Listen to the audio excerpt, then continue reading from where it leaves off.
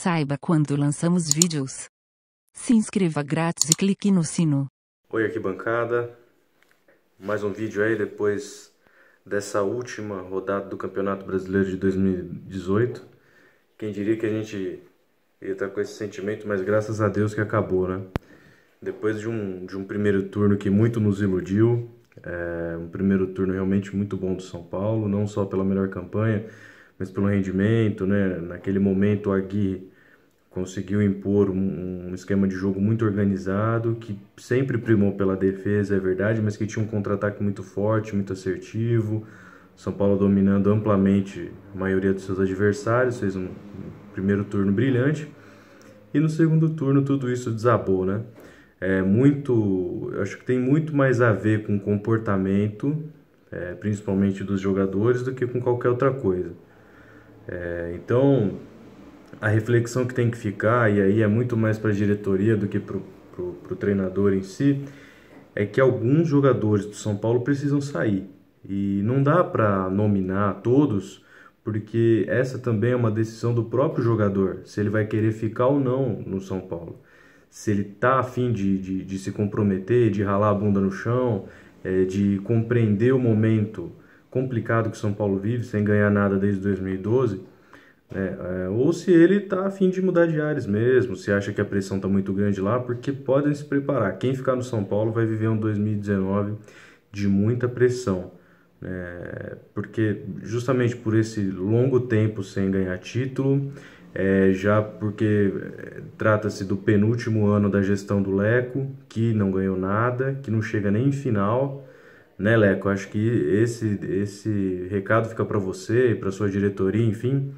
Não é possível que um presidente de São Paulo vai chegar ao fim do seu mandato sem chegar sequer numa final, né? Sem conquistar um título, nem que seja um campeonato paulista, enfim.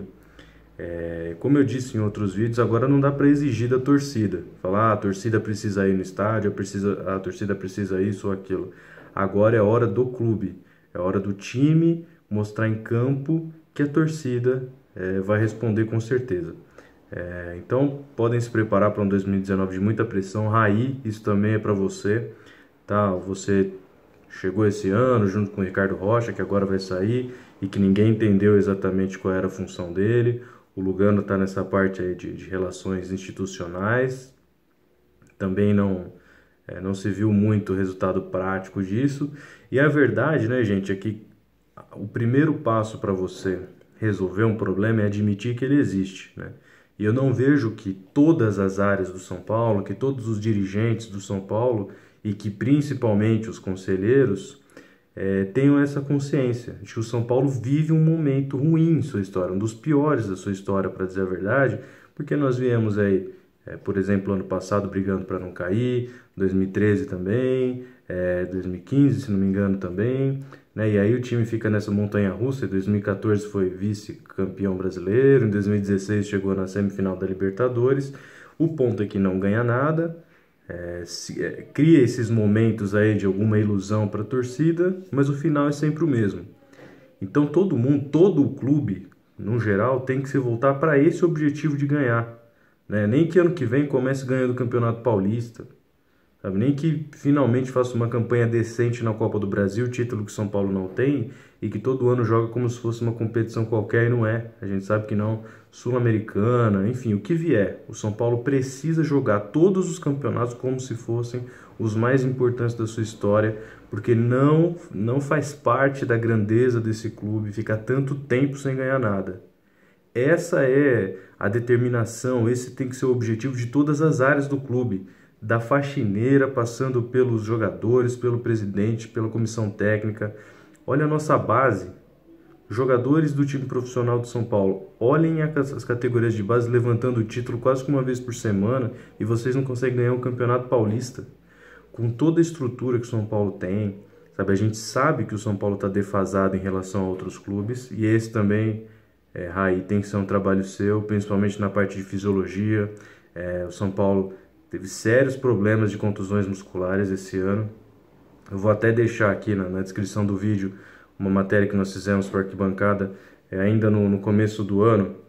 Não tinha os números fechados do ano todo, mas mostrando que o São Paulo tinha um número absurdo de contusões musculares, e isso não mudou. né? Então, essa é uma área também que o São Paulo precisa se modernizar. Li essa semana que o São Paulo está trazendo scouts do Corinthians ou de outros lugares. Gente, como que o São Paulo ainda não tem um scout estatística, né? O departamento de estatística? Como que o São Paulo ainda não tem profissionais capacitados para isso? Para analisar os nossos adversários, para analisar os jogadores que a gente vai contratar? Porque se você não tem estatística, você fica naquela coisa subjetiva, né? O diretor ou o conselheiro, alguém vem e indica um jogador porque acha que ele bate bem na bola, porque acha que ele joga bem, porque acha que ele pode vir a ser. Gente, você tem que ter estatística sobre isso, números. Você não investe 5, 6, 10, 15, 20 milhões por achismo. Você tem que diminuir essa margem de erro. Então, São Paulo precisa ter um departamento de estatística dos melhores do país para ontem. Precisa contratar jogadores que cheguem para jogar, para ser titulares. Não é, com todo respeito, e espero até que dê certo com o Léo Pelé, né? Mas assim, números extremamente altos para uma contratação como essa, pelo menos pelo que foi divulgado na imprensa, e a gente sabe que não é um jogador, a princípio, que vai chegar para resolver o problema. Então é o tipo de contratação que o São Paulo tem insistido nos últimos anos e que não dá resultado, né?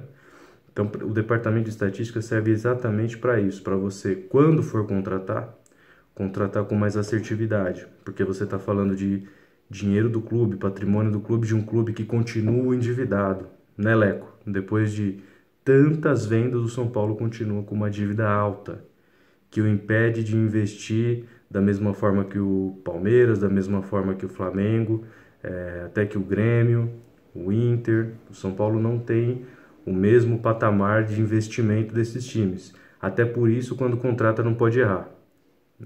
Então é isso, para 2019 a missão não é simples, não é fácil, mas o São Paulo tem uma base montada, tem um time, não precisa sair 12 e contratar 15 como fez em alguns anos. É questão de você trazer 4, 5 bons, né, que cheguem para jogar, como eu disse. Fica de olho na Copinha, que começa em janeiro, o São Paulo precisa trazer mais gente. E dá todo o respaldo ao trabalho do Jardine, que tem uma filosofia muito interessante de jogo, de sempre propor o jogo, né? De sempre ir para cima, ter a posse de bola e tal. No jogo contra o Sport, isso até que foi conseguido de alguma forma, apesar do resultado, né? O São Paulo teve bola na trave, perdeu pênalti, se eu não estou enganado, 18 finalizações e dominou o jogo. Acho que esse é o esquema, né? Então, nesse jogo, o treinador não teve culpa. Contra a Chapecoense, não só o treinador, mas todo o time teve culpa porque não teve atitude, né? Parece que entregou os pontos, não sei se chegou a informação lá do gol do Grêmio, que o Grêmio fez um gol cedo e tal, mas o São Paulo não jogou, não teve atitude, e esse é um problema dos últimos anos do São Paulo. Faz alguns jogos que desliga, parece que o jogo é um treino, e é exatamente isso que a torcida não aceita mais, e é por isso que a gente vê o torcedor tão chateado, né, nos últimos, principalmente depois que o time foi caindo da liderança, caiu de rendimento, aí teve problemas internos, acabou com a demissão do Aguirre, enfim. Perdeu-se todo o segundo turno, mas agora é hora de remontar usando essa base que o São Paulo já tem, reforçando, né? O São Paulo precisa ter mais qualidade de elenco para conseguir brigar com os outros e apostando muito na base com um excelente trabalho que eu tenho certeza que o Jardine vai fazer se ele não for mandado embora na primeira crise. A gente espera que essa efetivação do Jardine não dure 2 meses, que seja realmente diferente dessa vez e que o São Paulo, todo o clube, tenha isso na cabeça. Precisamos ganhar um título em 2019. Façam o que tiver de ser feito para isso, porque o São Paulo não é time para ficar 6, 7 anos sem levantar um troféu. Isso traz consequências muito graves para o clube. Por exemplo, um torcedor mais jovem, ele provavelmente não vai escolher o São Paulo porque ele não vê o São Paulo ganhar. E a gente sabe que o torcedor, quando está escolhendo seu time, ele tende a escolher aquele que está vencendo, além, claro, de todas as influências familiares. Obrigado, gente, pela companhia aí durante todo o Campeonato Brasileiro. Nossa coluna continua toda semana, a gente vai tentar trazer aí conteúdos diferenciados, entrevistas, trabalhos mais aprofundados, falar um pouco dos problemas, do que está vindo aí para 2019, o que o São Paulo está planejando, falar de contratações, enfim, o que a gente conseguir, vamos passar aí para vocês de conteúdo. Beleza? Boa semana aí para todo mundo. Valeu, arquibancada. Gostou? Veja outros vídeos e assine o canal.